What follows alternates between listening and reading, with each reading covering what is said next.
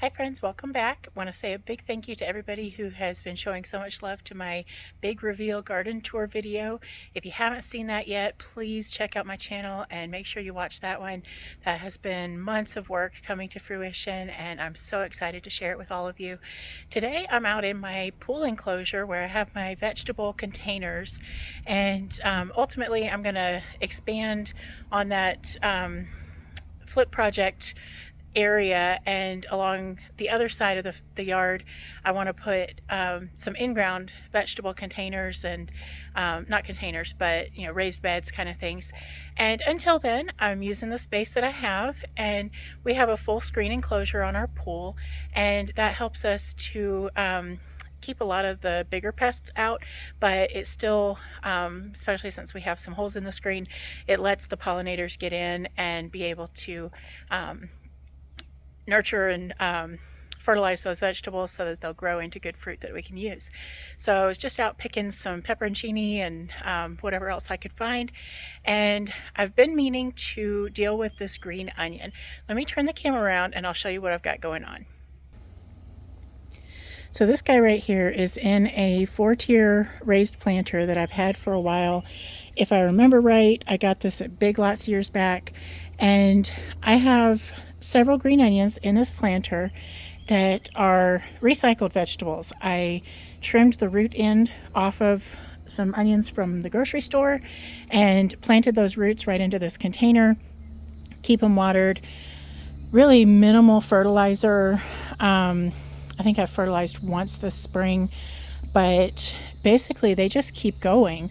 And the cool thing about them, you can trim off just a leaf or two, whatever you need as you're cooking, but you can also just let them keep growing and they will put out these scapes. Now I don't have an unopened one at the moment, but this one is fully drying out here, and some of these seeds have germinated right on the head. Pardon my camera, I was distracted.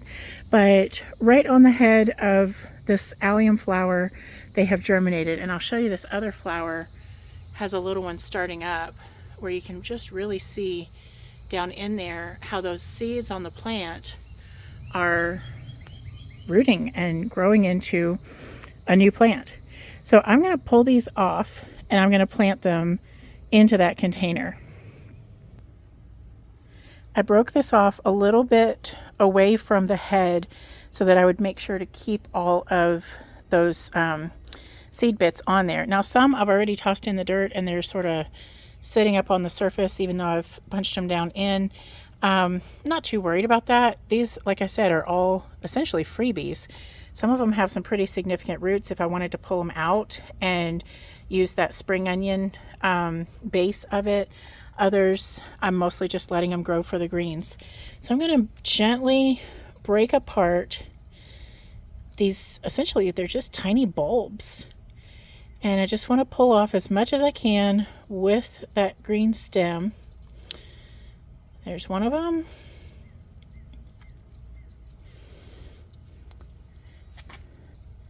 I've gotten out of the routine of doing my videos regularly, so I keep forgetting to bring my tripod along with me, but hopefully I'll get better about that soon.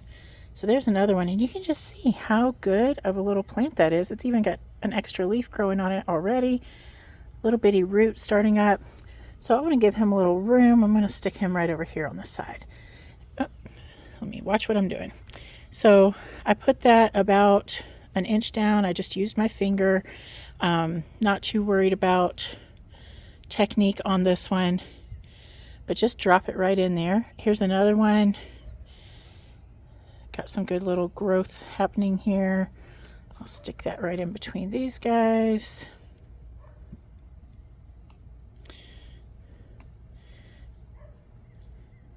Fully submerging that bulb so that it gets into kind of a good start right off the bat, but then keeping those greens upright as we go.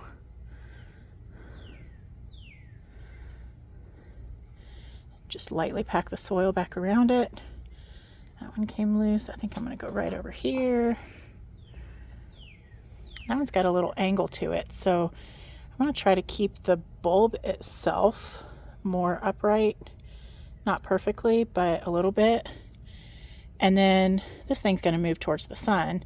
So those roots will go down like I want, and the bulb itself will continue to grow in. Now here's one that I did recently, and you can see it has grown maybe 8 inches by now. So the rest of these aren't really developed as much. There's a few that are. Let's see if I can get a couple of those off. So I'm going to give them a little more deliberate space. Just packing those in. Sorry for such shaky camera today. These seeds, I think I'll just let them sit. And even if they don't germinate, if they don't do anything at all, they will provide some organic matter to let this sort of self-compost. I come in every now and then when I'm out here and I just snap off these dry bits. And this bed below it, I have a beautiful dino kale. This thing has been, and you can see how much of a neck it's got. This thing has been in my garden, I would say at least 6 years. I actually moved this with us to Florida, so I know it's been since before we moved. And it just keeps growing. It's getting longer and longer in the tooth, but I trim leaves off of it and use them.